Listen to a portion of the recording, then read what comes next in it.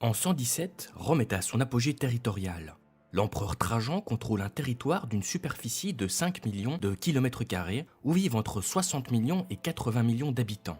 De la Grande-Bretagne à l'Égypte, de l'Espagne à la Mésopotamie, des peuples aux cultures et aux langues différentes vivent sous l'autorité des Césars. Rome, à l'origine petite bourgade d'Italie centrale, est parvenue en quelques siècles à dominer l'ensemble du bassin méditerranéen.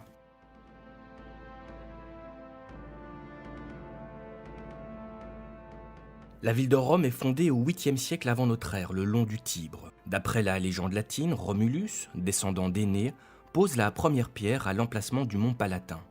La ville s'étend ensuite sur les collines aux alentours.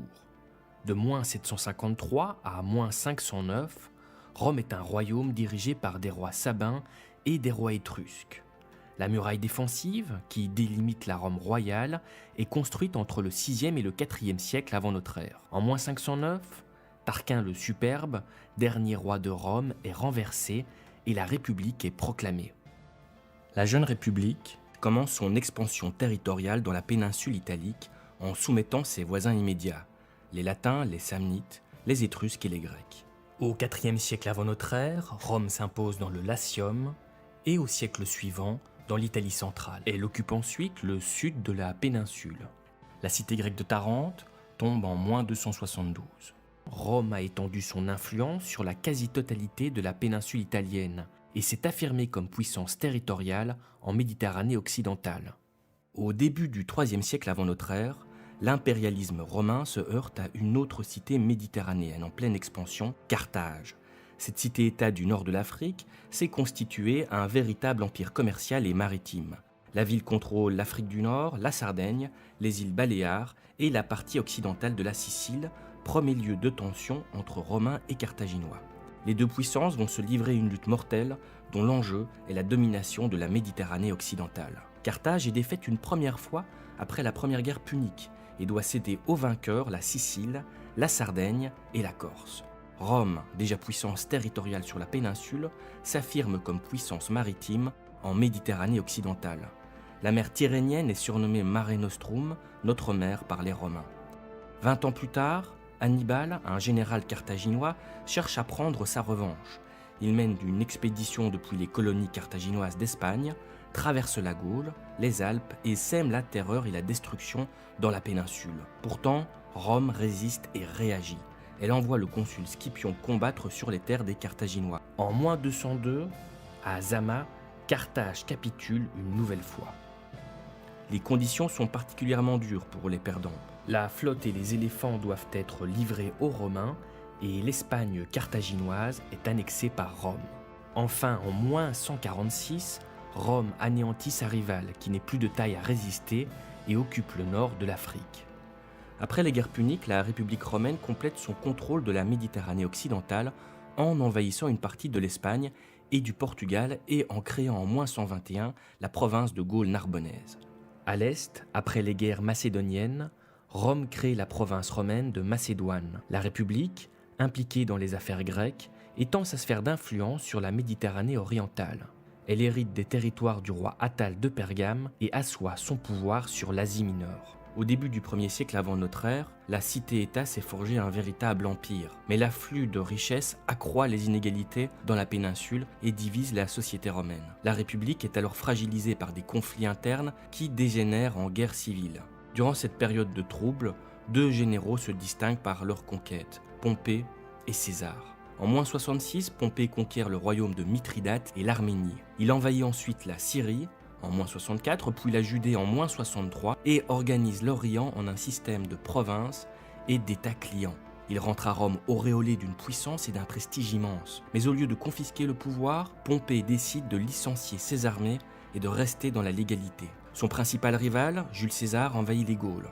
Après la guerre, il franchit le Rubicon, marche sur Rome et prend le pouvoir par la force. En moins 46, il écrase le parti de Pompée et ses alliés numidiens et crée la province d'Africa Nova. La mort de César et les guerres civiles qui s'ensuivent sonnent définitivement le glas de la République.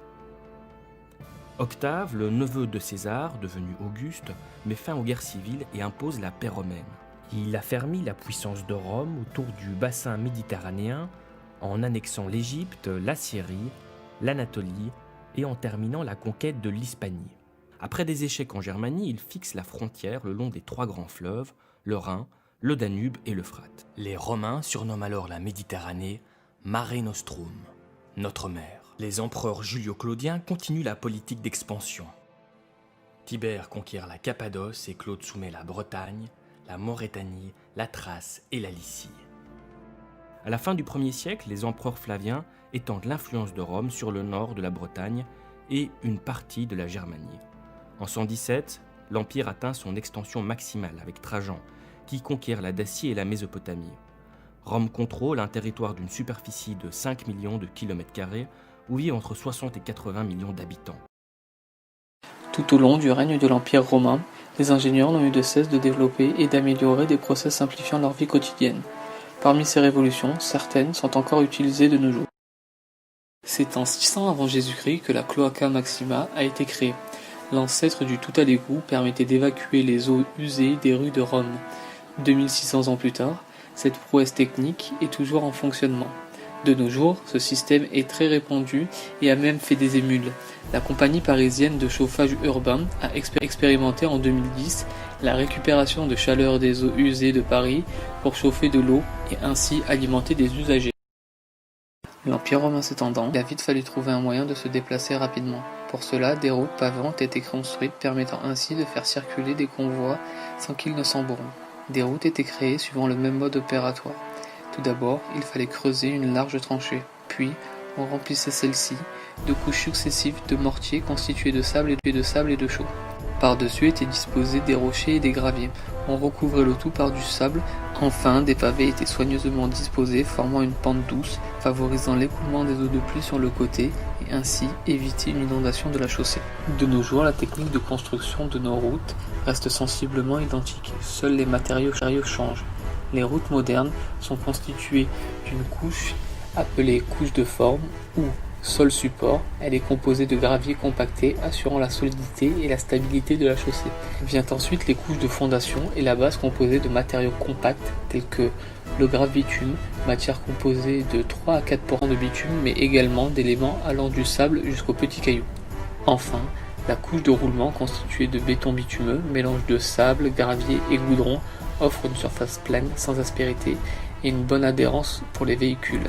La présence d'un canal de drainage sur les accotements des voies permet de désengorger l'eau des voies de Le règne d'Auguste Ier, tout le réseau routier romain était pavé, engendrant la construction de nouvelles villes reprenant l'exemple de Rome.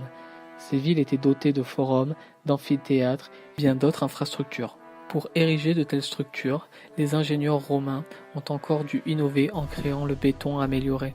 Grâce à celui-ci, les Romains ont pu construire des bâtiments plus grands et plus solides. Le premier béton était un mélange de chaux et d'eau. Celui-ci n'était pas très solide et se brisait facilement. Les bâtisseurs romains ont eu l'idée de rajouter à la composition précédemment citée de la pouzzolane, roche naturelle alvéolaire volcanique. Grâce à ce nouveau mélange, le béton devient résistant à l'eau, contrairement à l'ancien assemblage. Et surtout, plus résistant, en témoignent les constructions romaines toujours sur pied de nos jours. Les thermes faisaient partie intégrante de la vie quotidienne des Romains. Ces bains publics étaient bien plus que des lieux où l'on pouvait se laver. En effet, c'était un endroit dans lequel on y faisait des rencontres et l'échange y était facile. Suivant la grandeur des thermes, plusieurs salles au fonctionnement différentes étaient présentes.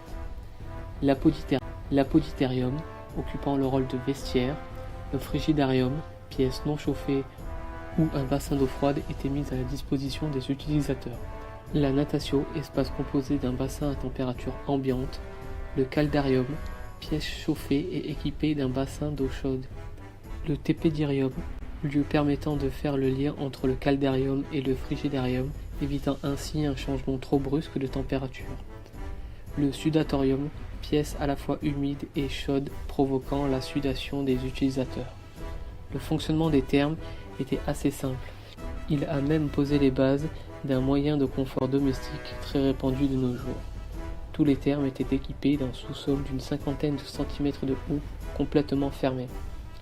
Le feu permettait de chauffer directement l'eau du bassin du caldarium. Un foyer était également relié au sous-sol.